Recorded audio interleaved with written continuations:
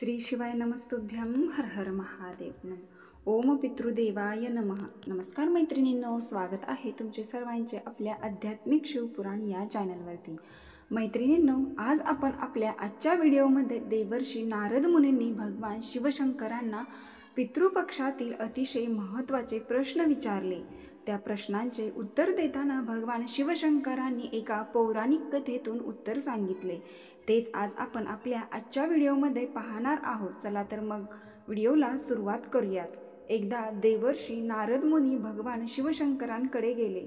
त्यांनी भगवान शंकरांना नमस्कार केला। भगवान शिवांनी देवर्षी नारद मुनींना आदर करून त्यांना आपल्याजवळ बसायला सांगितले।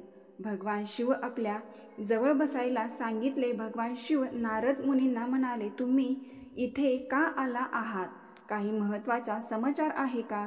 किंवा तुम्हाला माझ्याकडून कोणत्या प्रश्नाचे उत्तर पाहिजे का? तुमचे इथे येण्याचं कारण काय आहे? तर तुमच्यापासून कोणतीही गोष्ट लपवून राहू शकत नाही आणि नाहीच लपलेली तुम्हाला भूतकाळ आणि भविष्यकाळाचे ज्ञान आहे, असे नारद मुनींनी भगवान शंकरांना म्हणाले। नारद मुनीची बोलणे ऐकून भगवान शंकर म्हणाले, मुनिवर, तुम्ही सत्य बोलत आहात। तुम्हाला तिन्ही लोकांमध्ये राहणाऱ्या सर्व प्राण्यांबद्दल माहिती आहे। सांगा, तुमचा कोणत्या प्रश्न आहे? तुम्हाला काय माहिती पाहिजे? तेव्हा नारद मुनी म्हणाले, हे भोलेनाथ, मी मृत्यूलोकात भ्रमण करत होतो आणि तिथे भ्रमण करत असताना मी भूत, प्रेत, पिशाच यासारख्या विचित्र गोष्टी पाहिल्या।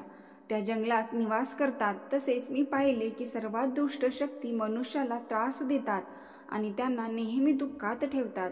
त्याचे कारण काय आहे? या वाईट शक्ती मनुष्याला का त्रास देतात? माझ्या मनामध्ये दुसरा प्रश्न देखील येतो की मनुष्य आपल्या पितरांचे पिंड करत नाही, म्हणून त्यांचे पूर्व स्वप्नामध्ये संकेत देतात आणि जेव्हा मृत्यू झालेल्या व्यक्ती स्वप्नातील दिसू लागतात आणि काही संकेत देतात, तर याचा अर्थ काय? भगवान शिव म्हणाले, समस्त मानव जातीच्या कल्याणासाठी या प्रश्नाचे उत्तर मी नक्कीच देईन। मुनिवरांचे प्रश्नाचे उत्तर देताना भगवान शिव म्हणाले, मुनी, तुम्ही खूपच चांगला आणि उत्तम प्रश्न विचारला आहे। या प्रश्नाच्या उत्तरामुळे समस्त मानवजातीचे कल्याण होईल। मी तुमच्या प्रश्नाचे उत्तर एका कथेद्वारे देतो। ही कथा अत्यंत पवित्र आहे आणि या कथेला लक्षपूर्वक ऐका आणि या कथेमध्ये तुमच्या मनातील सर्व प्रश्नांची उत्तरे मिळतील। ज्यांचं मन पवित्र कथेला लक्ष देऊन ऐकेल त्याच्या घरामध्ये नेहमी सुख आणि प्रगतीचे दार उघडेल। तेव्हा नारद मुनी म्हणाले, भोलेनाथ, तुमची कृपा होईल। तुम्ही कृपा करून मला ती कथा ऐकवा। मी लक्षपूर्वक तुमची कथा ऐकतो। भगवान शंकर म्हणाले, जुन्या काळात मध्य प्रदेशामध्ये अत्यंत सुंदर रमणीय नगरी होती। त्या नगरामध्ये एक व्यापारी आपल्या 4 भावासोबत राहत होता। व्यापारी आणि त्यांच्या सर्व भावांचा विवाह झाला होता। सर्वजण प्रेमाने एकत्र राहत होते।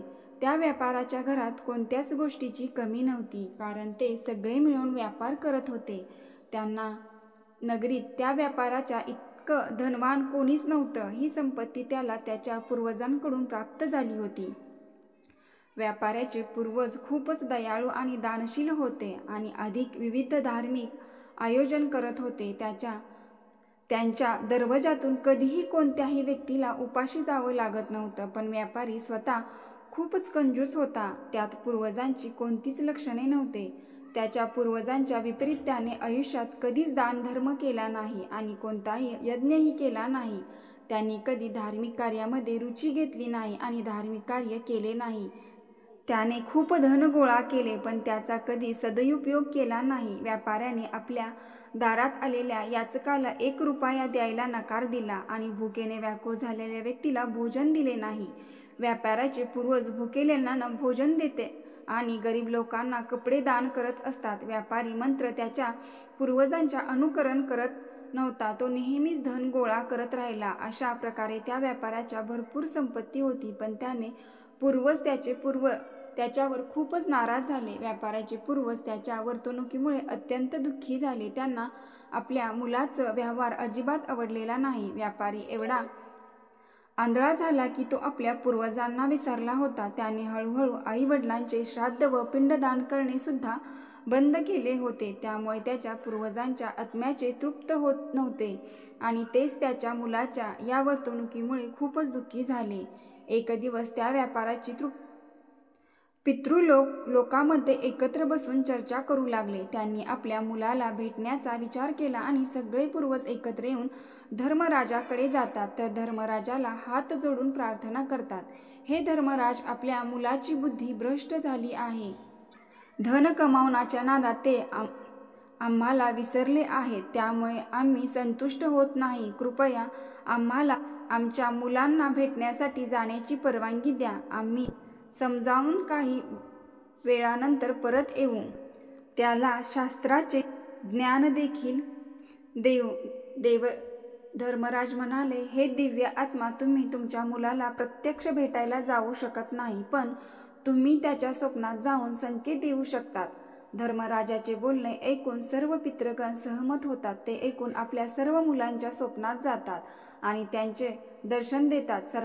सर्वात पहिल्यांदा ते व्यापाऱ्याच्या म्हणजेच आपल्या सर्वात मोठ्या मुलांच्या स्वप्नात जातात, पण त्याचा मोठा मुलगा त्या संकेताला समजू शकत नाही. दुसऱ्या दिवशी तो त्या स्वप्नाला विसरून जातो आणि पितरांना दिलेल्या संकेताचा पूर्ण दुर्लक्ष करतो. त्यानंतर पितृगण दुसऱ्या मुलाच्या स्वप्नात जातात आणि त्यालाही दर्शन देतात, संकेत देतात, पण त्या संकेताला दुर्लक्ष करतो आणि विसरून जातो. अशा प्रकारे कोणीही आपल्या पूर्वजाकडे दिलेल्या संकेतांना समजू शकत नाही. त्यामुळे सर्व पितृगण पूर्णपणे नाराज आणि क्रोधित होतात. व्यापारी आणि त्याच्या सर्व भाऊ धनाच्या लोभामुळे पूर्णपणे आंधळे झाले होते. त्यांना आम्ही दिलेल्या संकेताचा अर्थ समजू शकत नाही.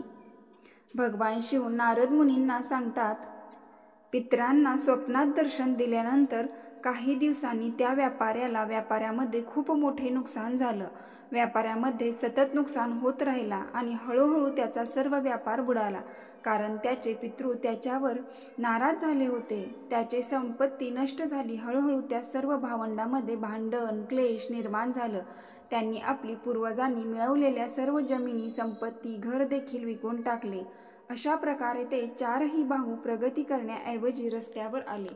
सर्व भाव वेगवेगळे होऊन आपले पालनपोषण करू लागले. दुसरीकडे पितृ लोकांमध्ये पितरांना आपल्या मुलांची दुर्गती पाहून खूप दुःख होऊ लागले. हे पाहून खूप कष्ट होऊ लागले. हे दृश्य पाहून पितृगण दुःखी झाले. त्यांनी पुन्हा एकदा धर्मराजाकडे जाऊन प्रार्थना केली. हे धर्मराज, आम्हाला आमच्या मुलांचे असे दुर्गती पाहवत नाही. आमच्या पुण्यकर्माचा त्यांनी नाश केला आहे. कृपया काहीतरी उपाय सांगा, ज्यामुळे आमच्या मुलांना सद्बुद्धी येईल आणि त्यांच्या चुकीची जाणीव होईल. भगवान शिवजी म्हणाले, हे देवर्षी नारद, धर्मराज त्या पितरांना सांगतात, हे पुण्य आत्मा, तुमच्या या अवस्थेला मी चांगल्या प्रकारे समजू शकतो, म्हणूनच मी तुमची मदत करेन. धर्मराज एका ब्राह्मणाचे रूप धारण करतात आणि पृथ्वी तलावर येतात. त्यांनी त्या पितरांच्या मुलांना भेटण्यासाठी त्यांच्या घरी जाण्याचा निर्णय घेतला. धर्मराज ब्राह्मण रूपात असताना सर्वात पहिल्यांदा त्या व्यापाराच्या घरी जातात. व्यापारी अंथरुणावर झोपलेला होता, कारण त्याला अनेक प्रकारच्या रोगाने ग्रासलेले होते. व्यापाराच्या बायकोने त्या ब्राह्मणाचं आदरातिथ्य केलं आणि दानदक्षिणा देऊ लागली. त्यावेळी ब्राह्मण म्हणू लागले, मुली, तुझ्या घराला पितृदोष आहे आणि याच पितृदोषामुळे तुझ्या नवऱ्याचीही दुर्दशा झाली आहे. तुझ्या नवऱ्याच्या कर्मामुळे तुमचे पूर्वज पूर्ण नाराज झाले आहेत. तुमच्या कर्मामुळे ते दुःखी आहेत आणि त्या दुःखामुळे तुमची परिस्थिती अशी झाली आहे. ब्राह्मणाचे बोलणे ऐकून व्यापारी म्हणाला, हे ब्राह्मण देवता, मी काय पाप केले आहे? माझ्या अशी बिकट अवस्था झाली आहे. माझे भाऊ देखील मला सोडून गेले आहेत आणि अनेक रोगांनी मला वेढलेले आहे. ब्राह्मण म्हणाला, पुत्र, तू तुझ्या पूर्वजांना नाराज केले आहे. तुझ्या पूर्वजांकडून तुला जे संपत्ती आणि पुण्य प्राप्त झालेले होते ते सर्व तू आणि तुझ्या भावाने नष्ट केले आहे. तुझ्यामुळे तुझे आणि तुझ्या भावाची अशी दुर्दशा झाली आहे. तुझ्या पूर्वजांनी तुझ्या स्वप्नात येऊन कितीतरी वेळा संकेत दिले, पण तुम्ही त्या संकेतांना दुर्लक्ष केले. तुम्ही आपल्या पूर्वजांना अपमानित केले. यामुळे तुमच्यावरती सर्व वैभवाचा, मानसन्मानाचा अपमान झाला. ब्राह्मणाच्या या शब्दानंतर व्यापाराला आठवते की त्या पूर्वजांनी त्यांच्या स्वप्नात त्यांच्या पूर्वजांनी दर्शन दिले होते. व्यापारी ब्राह्मणाला म्हणाला, हे ब्राह्मण देवता, तुम्ही सत्य बोलत आहात. माझ्या पूर्वजांनी माझ्या स्वप्नात येऊन दर्शन दिले होते, पण मी त्यांनी दिलेल्या संकेताचा अर्थ समजू शकलो नाही. तुमची कृपा झाली आहे. कृपया पूर्वजाच्या स्वप्नात दिलेल्या संकेताविषयी मला अधिक माहिती द्या. भगवान शिवशंकर देवर्षी नारद मुनी सांगतात. नारद मुनी ब्राह्मण देवता पुढे, हे पुत्रा, तू लक्षपूर्वक ऐक. मी तुला सांगतो की स्वप्नात पूर्वज आले तर त्यांचे काय संकेत असतात. ब्राह्मण रूपात धर्मराज म्हणाले, जर पितरांचा उद्धार झाला नाही तर ते प्रेत योनीमध्ये मृत्यूलोकात भटकत राहतात. ते भुकेने आणि तहानलेले व्याकुळ होऊन आपल्या कुटुंबामध्ये प्रवेश करतात.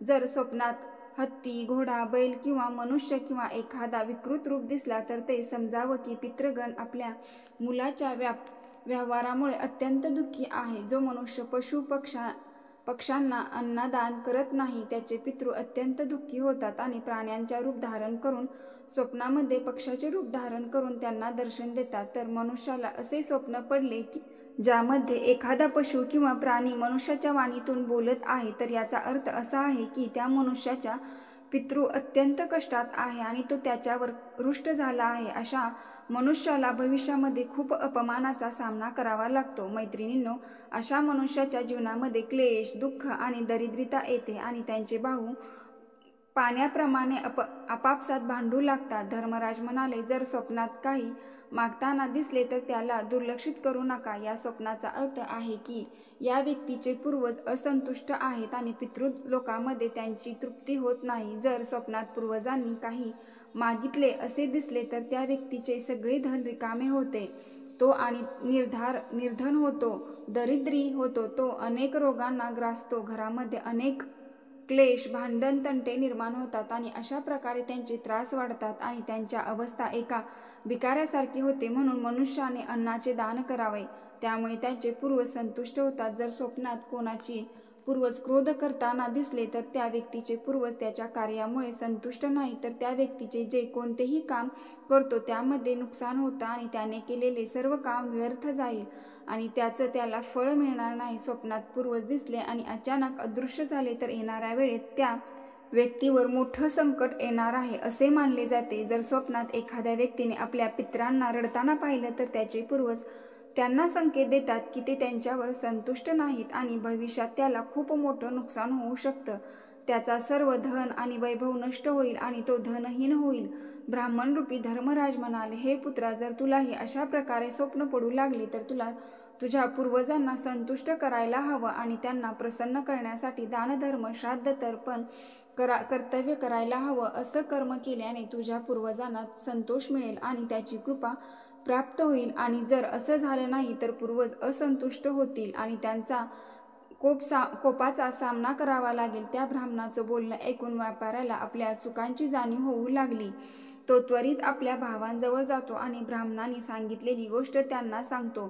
सगळ्या भावांना लक्षात येतं की त्यांच्या पूर्वजांनी स्वप्नात संकेत दिले होते. सर्व भाऊ मिळून नदीच्या तटावर जाऊन पूर्वजांसाठी श्राद्ध, तर्पण, दानधर्म, दक्षिणा, धार्मिक कार्य करतात, आपल्या पितरांना संतुष्ट करतात. एक दिवस त्यांच्या पूर्वजांनी स्वप्नात दर्शन दिले आणि विविध प्रकारचे संकेत दिले. शिव म्हणाले, हे नारद मुनी, जेव्हा मनुष्याचे पूर्वज संतुष्ट होतात तेव्हा मनुष्याला अनेक प्रकारचे शुभ संकेत मिळतात. जर स्वप्नामध्ये मृत व्यक्ती स्वतःच्या किंवा आपल्या डोक्यावरून हात फिरवत असतील तर याचा अर्थ असा आहे की आपल्या पूर्वजांनी तुमच्यावर खूप प्रसन्नता दर्शवलेली आहे. तुमच्या आयुष्यात चांगले दिवस येणार आहे. जर पूर्वज स्वप्नात हात पुढे करताना दिसले तर याचा अर्थ तुमच्या कार्यात यश मिळणार आहे. जर तुमची पूर्वज आरामात आणि स्वच्छ पांढरे वस्त्रात दिसले तर ते मुक्त झालेले मानले जाते. स्वप्नात पूर्वज दूर आकाशामध्ये बसलेले दिसले तर समजावे की ते अत्यंत सुखी आहेत आणि प्रसन्न आहेत आणि तुमच्यावर आशीर्वाद देत आहेत. सर्व प्रकारे भावांना जे संकेत प्राप्त झाले तेच शुभ संकेत होते. त्यांनी धार्मिक कार्य आणि मदतीचे कार्य केले, त्यामुळे पूर्वजांच्या आशीर्वाद मिळाला. हळूहळू त्यांनी सगळी संपत्ती गेलेली परत मिळवू लागली. सर्व भाव एकत्र राहू लागले. त्यांच्यामध्ये असलेले भांडण, वादविवाद नष्ट झाले आणि त्यांचा व्यापार प्रगतीचे चालू लागला. मैत्रिणींनो, व्हिडिओ आवडला असेल तर आपल्या चॅनलला लाईक करा आणि कमेंट बॉक्समध्ये हर हर महादेव, ओम पितृदेवाय नमः टाईप करा आणि लाईकही करा. हर हर महादेव. धन्यवाद.